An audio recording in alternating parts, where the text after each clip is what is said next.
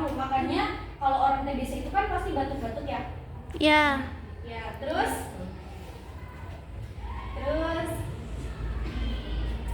TBC ini masuk ke dalam tubuh itu melalui saluran pernapasan.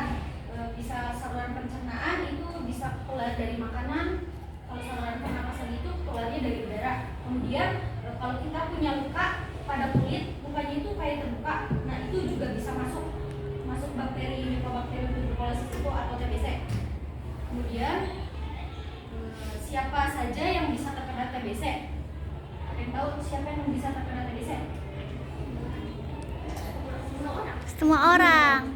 Betul, semua orang. Jadi TBC itu tidak mengenal umur, tidak mengenal pekerjaan ataupun status sosial kita. Semua orang bisa saja terkena TBC, anak-anak, dewasa maupun lansia. Kemudian ini ada, sudah dibuat gambarnya? Sudah. Slide ini ada cara penularan TB, yaitu dengan kuman TB keluar di udara melalui pasien yang mempunyai tuberkulosis ini batuk. Terus bisa juga ketika kita sedang mengobrol dengan pasien yang menderita TBC, kemudian kuman tersebut terhirup oleh orang lain. Nah, itu terhirup lewat saluran pernapasan, kemudian ke dalam paru-paru. Setelah itu di dalam tubuh kita kuman itu dilawan oleh daya tahan tubuh kita atau sel-sel darah putih kita. Kemudian jika daya tahan tubuh kita kuat, maka kita tetap sehat. Tetapi kalau misalnya daya tahan tubuh kita lemah, kita akan terserang penyakit TBC. Kemudian gejala TBC ada apa aja sih? Gejala utamanya itu batuk-batuk selama 2 minggu atau lebih, kemudian batuk bercampur dengan darah, sesak nafas dan nyeri dada, kemudian nafsu makan yang berkurang, berat badan turun drastis, kemudian lemas, demam atau meriang berkepanjangan, terus berkeringat di malam hari ketika kita tidak melakukan aktivitas apapun.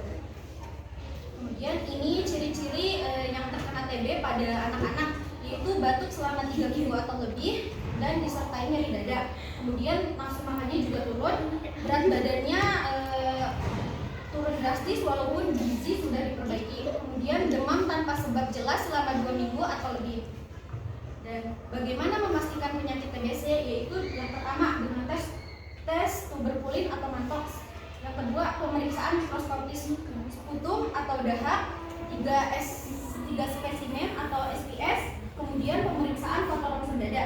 Nah, di sini saya akan jelaskan tentang tes tuberkulin atau mantox. Tes tuberkulin atau mantox ini di tesnya itu disuntik di bagian lengan, disuntikkan sedikit cairan tuberkulin.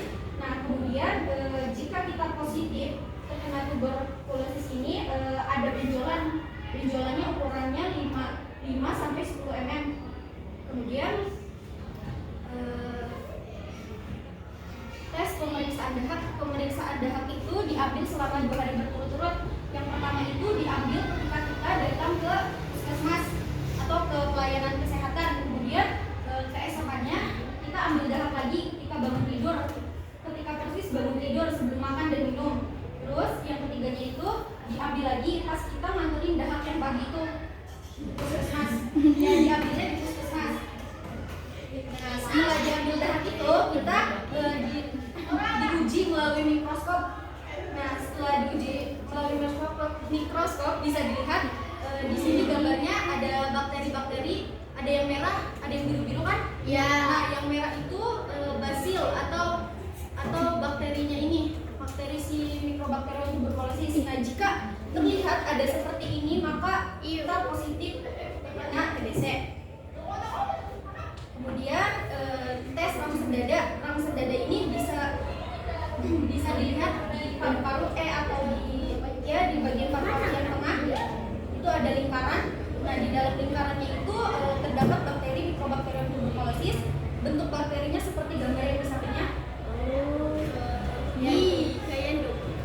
Kayak telur katak yang berkumpul-kumpul gitu ya. Kalau tidak disembuhkan itu bakal terus berkembang biak.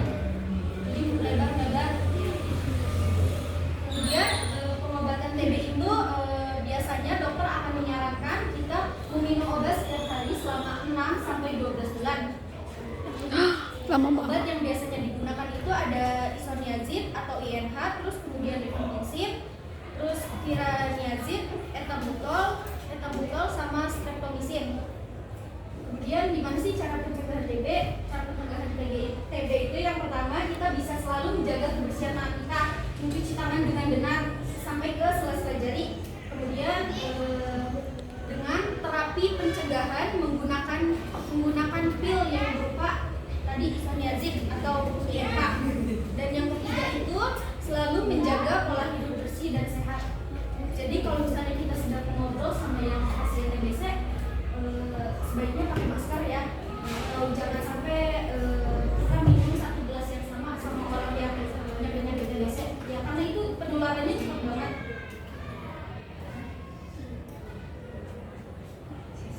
Materinya udah selesai. Kalau ada yang ditanyakan, boleh. Ada yang mau bertanya? Apanya tadi? Apa ya? Mikrobakterium tuberculosis. Itu ya yang jawab. Ya, tepuk tangan dong.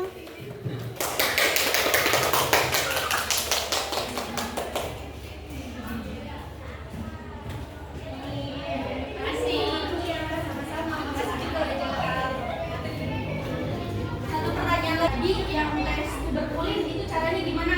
Jelasin. Yang tes tuberkulin.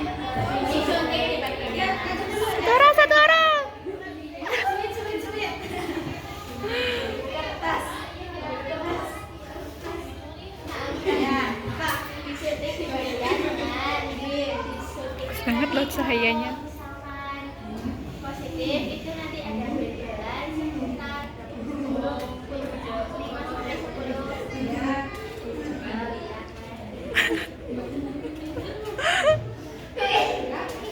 Betul. Oke, tepuk tangan.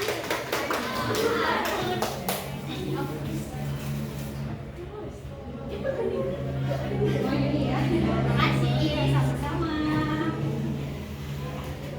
Ya, tadi jelasin ulang deh apa itu TBC secara lengkap. Disebabkan oleh apa? Oleh bakteri. Ya, bakteri apa? Bakteri apa